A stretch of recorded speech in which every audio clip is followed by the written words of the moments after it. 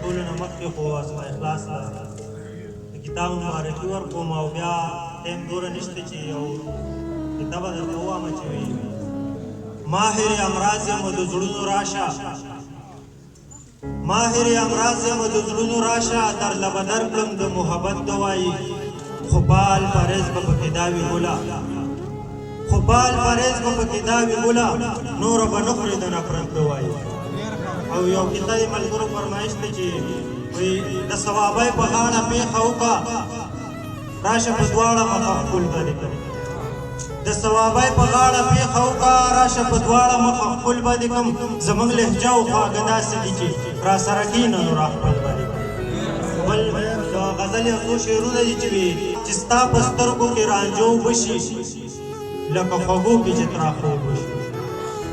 چې ستا په سترګو کې رانجو وشي لکه خوږو کې چې تراخو وشي دا بعضې ښکلي عجیبه غوندې وي په تش کسوی سړی اوبه وبشي